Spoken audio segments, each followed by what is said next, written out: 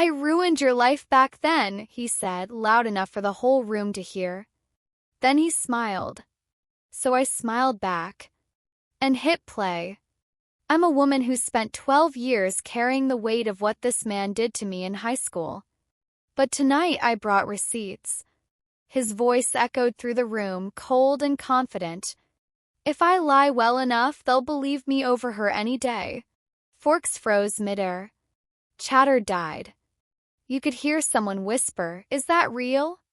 Trevor's smirk cracked, right there in front of everyone. His eyes darted around like he was looking for a fire exit. And I just sat there, calm, steady, like I'd been rehearsing that moment in my head for over a decade. 'Cause I had. I didn't come to this reunion to take photos or catch up on old times. I came to watch him fall. He thought the past was buried. That no one remembered. That the rumors, the lies, the humiliation he put me through were just some old high school drama no one cared about anymore. But what he didn't know, I had proof. Not just stories. Not just scars. Proof. And tonight, in front of everyone who once believed him, I was going to hit play, watch the truth spill out, and finally take back everything he stole from me. Because karma doesn't always knock politely. Sometimes, it walks in wearing heels and presses play. I'm a 32-year-old woman now, living in a small but cozy apartment just outside Portland. I work as a freelance editor, mostly for indie authors and academic clients. It's quiet work, nothing glamorous, but I love it. Gives me space, peace, and most importantly, control. And that last one? That one matters more than anything. Because for most of my life, I didn't have it. Not at home. Not at school. And definitely not back in high school, where one person made sure of that. Back then, I was the kind of girl who kept to herself. Always had a book in her hand. Wore her hair in a messy braid. Didn't care about parties or popularity. Or at least I thought I didn't care. Until he made it very, very clear that I was going to care, whether I wanted to or not. His name was Trevor Banks. And if you just rolled your eyes at how perfectly douchey that name sounds, yeah, you've already got the picture. He was the kind of guy who walked into a room and expected the world to bend. Varsity football. Senior class president. Every teacher adored him. Every girl either dated him or wanted to. Even the janitor called him champ. But me? I was just the weird, quiet girl who didn't laugh at his jokes. And that made me a target. Anyway, that was a lifetime ago. Or at least it felt like it. I'd spent years working through the damage, building a life that didn't involve Trevor's shadow hanging over me. Therapy helped. Journaling helped more. Time helped the most. But you know what really helped? Not caring about high school anymore. Or so I thought. Until a message popped up in our old alumni Facebook group. 10-year reunion. RSVP below. Let's catch up. And just like that, everything I thought I'd buried came clawing back. First, I told myself I wasn't going. Why would I? I didn't keep in touch with anyone from back then. I didn't have some big success story to parade around. And I definitely didn't want to see him. But then I saw the guest list. Trevor Banks. Tending. My stomach flipped. And I know how that sounds. I'm not proud of it. I hated that a single name still had that much power over me. But it wasn't fear that bubbled up. Not this time. It was something colder. Sharper. It was the memory of everything he'd taken from me. And the way he smiled while doing it. So I clicked RSVP. And I started planning. Not out of spite. Not even out of anger. I just wanted the truth to come out once and for all. 'Cause no one ever believed me. Not my teachers. Not the guidance counselor. Not even the other students who watched it all happen and looked the other way. But they were all going to be there. The whole cast. And I had something they hadn't seen before. Proof. Back in high school, the first time Trevor ever spoke to me, I thought he was being nice. I was a sophomore. He was a junior, already a star on the football team. I was reading at lunch, like always, when he slid into the seat across from me in the cafeteria. "Hey, you're Ava, right?" I looked up, confused. He smiled like he knew something I didn't. "You're in AP English. You're smart." It was the first compliment I'd gotten from anyone popular. I gave a polite smile. "I guess." He leaned in a little. "Could you help me with the Hamlet essay? I'm kinda drowning here." I didn't see it coming. I agreed. Of course I did. I was flattered. Nervous. A little excited, even. Maybe this was how friendship started. Maybe I wasn't invisible after all. I helped him write the essay. Spent hours on it. He turned it in. Got an A. Didn't even thank me. But I let it go. Then it happened again with his math homework. Then a history outline. Always with that same grin.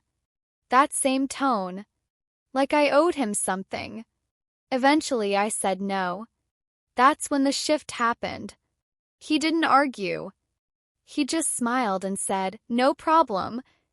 The next day I walked into school and people were staring. Whispers in the hallway. Snickers behind hands. Someone had taped a fake screenshot of text messages to my locker.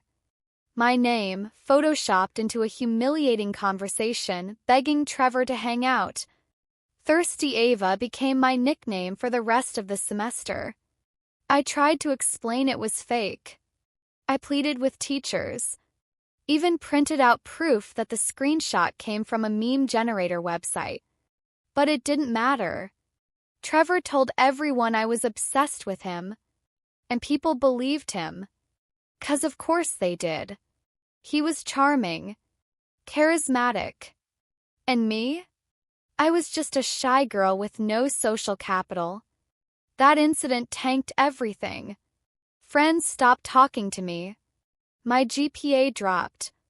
I missed out on a major scholarship because of a disciplinary review tied to harassment, a file Trevor's mom, who worked at the school office, mysteriously helped process. I was crushed, confused, and worst of all, blamed myself. For years, I wondered if I'd done something wrong, if maybe I'd misread his friendliness, if I deserved it somehow. But deep down, I knew better. I just had no way to prove it. Not then. At least that's what I thought. That fake text thread was just the beginning. After that, Trevor didn't even try to hide it. He made a game out of humiliating me. He'd walk past me in the hallway and mutter things under his breath, just loud enough for others to hear. "Still thirsty, huh?" Or he'd high-five his friends and laugh when I walked by like I was a living punchline. But the worst part? It worked. People I had eaten lunch with just a few weeks earlier wouldn't look me in the eye anymore. A girl I used to tutor in biology asked if I could just stop being so desperate. A teacher pulled me aside once and gently suggested that maybe I was inviting the wrong kind of attention. I was stunned. Trevor had them all wrapped around his finger, and I was painted as this unstable, needy girl who couldn't take a hint. It wasn't just my social life that crumbled, it was everything. I started skipping school more often. My grades slipped again. College recommendation letters that once felt like a sure thing suddenly came back lukewarm. I remember sitting alone at home one night, staring at my laptop. There was a draft of an essay for a scholarship program, one I had dreamed of since freshman year. I just sat there, staring at the blinking cursor. And eventually, I closed it. Didn't submit it. Didn't even finish it. That was the year I stopped trying. My parents noticed, of course, but they assumed it was teenage mood swings. I couldn't even explain what was happening. Sounded too petty to say out loud. A popular guy is spreading rumors about me, and it's ruining my future. I mean, who would believe that? But the truth is, Trevor wasn't just a jerk. He was strategic. He never said anything outright that could get him in trouble. He let his friends do the dirty work. And when people questioned it, he'd shrug and say, "I feel bad for her. She's kind of not all there." That phrase haunted me. Years later, even in my 20s, I'd still hear that in my head every time I felt unsure about something. Not all there. Sunk in. Worse than the bullying was how easily people bought into it. How quickly everyone turned. That's what broke me. But there was one thing Trevor didn't know. One tiny stupid detail he missed. Back then, I had a second email account. It was for writing, stories, poetry, things I never showed anyone. And after the text message thing happened, I forwarded some of the fake screenshots and anonymous emails I'd been getting to that address. I didn't know why I did it at the time. Maybe it was just to feel like someone was listening. But I forgot all about it after graduation. Until 20 days before the reunion, when I went digging. Started with a shoebox. I was going through my closet looking for something to wear to the reunion, though if I'm being honest, I still hadn't fully decided if I was going. I opened an old box labeled college stuff and found a pile of burnt CDs, notes, and a USB stick. That USB stick changed everything. I plugged it into my laptop out of pure boredom, expecting old photos or assignments. What I found was a folder named backup_alt, and inside it, the forwarded emails I had completely forgotten about. There were screenshots of those fake messages Trevor's friends had circulated. But more importantly, there was a single audio file. Dated March 11, 2010. It was just labeled, Library for Office. I clicked it. First, all I heard was background noise. Shuffling. Murmurs. Then voices. Familiar ones. Trevor's voice crystal clear. "Dude, I told you if she reports it, I'll just say she's obsessed." People already believe that. Someone laughed in the background. Seriously, it's too easy. She's like one step from a breakdown. One little push, she'll spiral. Another voice. "Won't the teachers notice?" Trevor again. "Nah, man. I got this. Miss Lang thinks I'm her golden boy. She even offered to write my college rec. I could tell her I murdered someone and she'd probably blame the victim." The laughter. The arrogance. And the worst part? I remembered that day. I'd left my phone recording in my backpack, just to catch him copying answers off someone's homework so I could report it. I forgot to turn it off. Apparently, it caught a lot more. I sat there, frozen. 15 years old again. Shaking. But this time with something new burning in my chest. Power. Because this wasn't just childish bullying anymore. This was a confession. To character assassination. Emotional manipulation. Lies that literally altered the course of my life. I couldn't believe it had been sitting in my storage all these years. And now? I knew exactly what to do. I made 3 backup copies. Then I started reaching out, quietly. I contacted an old classmate named Jamie. She used to be tight with Trevor, but we had a falling out in junior year. I wasn't expecting a warm reception, but when I said I needed to ask about Trevor, she surprised me. Oh God. What did he do now? Turns out Jamie and Trevor hadn't spoken in years. She said he'd crossed a line back in college. She didn't give details, but she told me she wasn't surprised to hear he messed with me in high school. I sent her the audio. She listened in silence. When it ended, her first words were, "That little bastard." Then came the goldmine. Jamie told me Trevor used to brag to his friends about ruining people, that he called it his social game. She remembered hearing him talk about me. He said he faked messages to make you look psycho. I never saw them, but it always felt icky. Then she hesitated. There's a group chat from back then. It was archived, but I think I still have it. She sent me screenshots. Trevor and 3 other guys laughing about how they made a fake Ava Tinder and matched with dudes as a joke. Too bad she'll never know she's the punchline. I saved it all. At that point, my plan was no longer just an idea, it was a mission. I wasn't going to confront him online. Wasn't going to message him. Wasn't even going to warn him. I was going to walk into that reunion, smile like nothing had changed, and let him bury himself. All I needed was the right moment. I walked into the reunion like I had every right to be there. Hair done, heels on, dressed in dark green, Trevor's old favorite color, which he used to tell girls brought out their eyes. I didn't do it for him. I did it for the stage. The venue was a local brewery our old class president had rented out. There were string lights, a photo booth, even a makeshift slideshow of our senior year playing on a projector. People were already a few drinks in when I arrived. Some looked surprised to see me. A few offered awkward hugs. Oh my gosh, Ava. I didn't know you were coming. Translation: we didn't expect you to show your face. I smiled and nodded, sipping ginger ale like it was champagne. My heart was beating out of my chest, but I held it in. Cool. Steady. Calm. Then I saw him. Trevor. Slick button-down shirt, smug as ever, holding court near the bar like nothing had changed. Laughing. Storytelling. Acting like the king of the night. Somehow he looked exactly the same and worse. He didn't recognize me at first. Took him a second. Then I watched the flicker of realization cross his face, followed by the smile. Ava Andrews? No freaking way. I gave a polite smile. Hey, Trevor. He chuckled. Wow. I wasn't sure you'd show.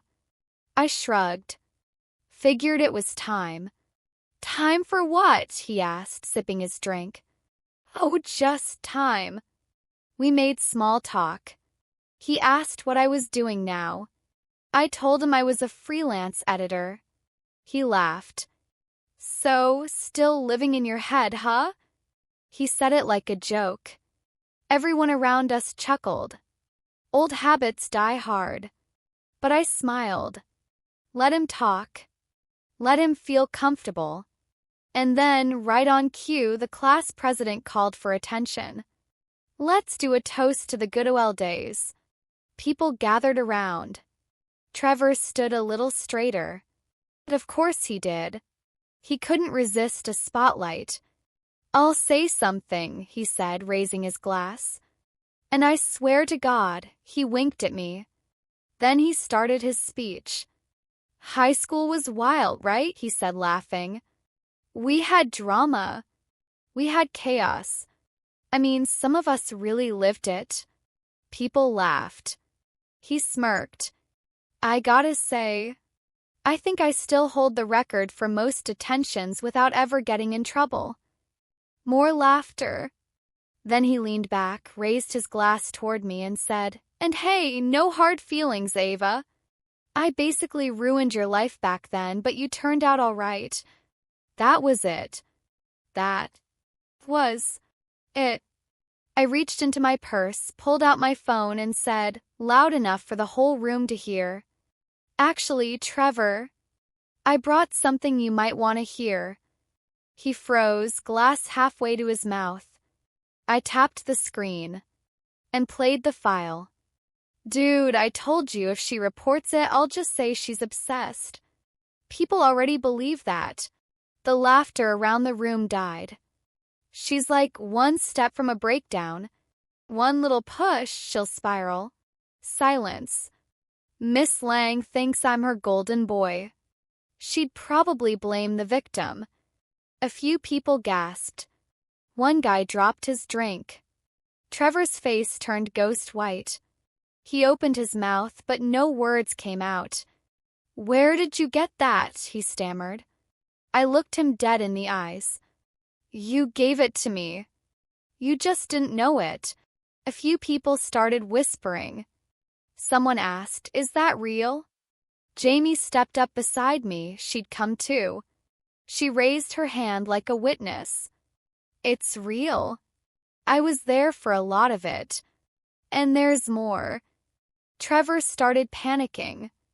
Wait, hold on. This is out of context. This was a joke."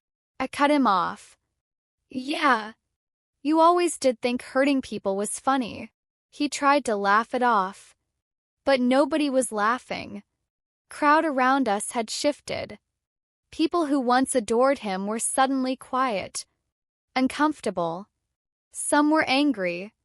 And for the first time ever, Trevor Banks had nothing to say. I turned off the recording and tucked my phone back into my purse. "Anyway," I said, "cheers to the good old days." For a moment, the whole room just sat in it.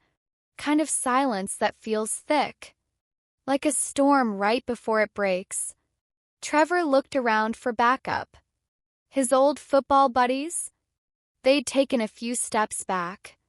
One of them was whispering to his wife, shaking his head.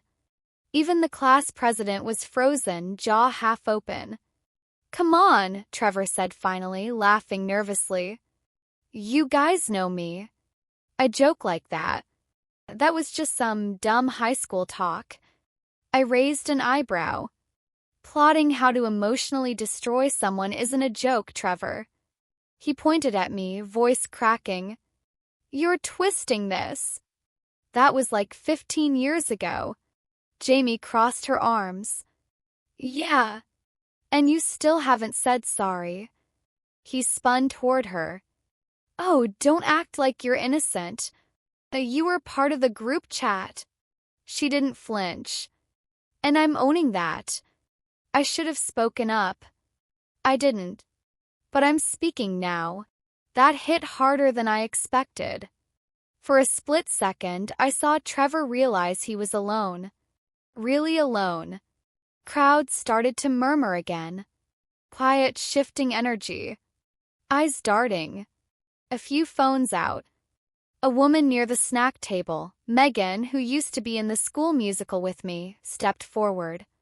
"Ava," she said softly, "I'm sorry I believed him. I didn't know. None of us did." I swallowed hard. "I know. That's how he wanted it." Trevor turned to the crowd, arms out like a politician on the ropes. "Okay. What do you all want me to say? Huh? That I'm the devil? That I ruined her life?" He looked back at me. "Is that what you came here for? To make me a villain at a party?" I smiled. "No. I came here so you'd finally stop pretending you were the hero." He scoffed, but it didn't land. People weren't looking at him the same anymore. They weren't seeing the charming, confident golden boy. They were seeing what I saw. What I lived. Someone who knew how to twist truth, spin reality, and weaponize popularity. And the mask had cracked. Someone behind me muttered, "Jesus, I remember that year." "You did get really quiet, Ava." Another voice, "He always said you were obsessed." I feel sick. Trevor's jaw clenched. I could tell he wanted to scream, to shout, to accuse me of setting him up. But how could he? I didn't need to lie. I didn't even need to embellish. I had receipts, and he knew it. He turned toward the bar, maybe to escape, but someone, Alex, one of his oldest friends, put a hand on his shoulder and shook his head. "Dude, maybe just go." Trevor stared at him. "Are you serious?" Alex nodded. "You hurt her. You laughed about it. And now we're all just realizing it." He looked back at me. I'm sorry too, Ava. I really am. I didn't say anything. I didn't need to. Trevor stormed out after that. Didn't say goodbye. Didn't finish his drink. Didn't even look back. And for the first time since I RSVP'd, I could breathe. Someone turned the music back on eventually. People started talking again, mingling, some clearly shaken. A few came over and apologized. Some just nodded at me with a kind of quiet respect. And Jamie? She stood beside me the rest of the night. We didn't talk much, but we didn't need to. There's a certain kind of peace in being seen, finally seen, for who you are instead of who someone says you are. And after all those years of being the butt of the joke, the invisible one, the girl no one believed, I had become something much better. The one who walked away with her head high after pressing play. The next morning I woke up to 3 texts. One from Jamie, thanking me for letting her stand beside me. One from Megan, asking if I wanted to get coffee sometime and really catch up. And one from an unknown number. Trevor. You really planned that, didn't you? You think you won. But you just made yourself look crazy. I didn't respond. There wasn't a single part of me that needed to. He could keep spinning in his little world of denial and manipulation. But the difference now? No one was buying it anymore. Word spread quickly after the reunion. Some of the audio clips ended up getting posted in a private alumni group. Not by me, someone else. I stayed out of it. Let it speak for itself. Within a week, I heard Trevor lost a speaking gig he'd lined up at a local university. Something about youth leadership and integrity.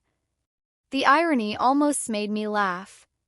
I didn't care about ruining his life. That was never the goal. All I ever wanted was the truth. For people to see what really happened. To stop pretending that charm was the same as character. To remember that someone can smile at you and still sharpen the knife behind your back. Since that night, I've felt lighter. I didn't realize how much of him I was still carrying. How much space he took up in my thoughts, in my memories, in the way I viewed myself. But when I walked out of that reunion, I felt 10 pounds lighter. And when I finally deleted his message, I felt 10 more fall away. That's the thing about closure. You think it's going to be about confrontation, about rage, about shouting until someone breaks. But sometimes, closure is calm. It's hitting play, watching a liar unravel, and knowing deep in your bones that you don't owe them a single word ever again.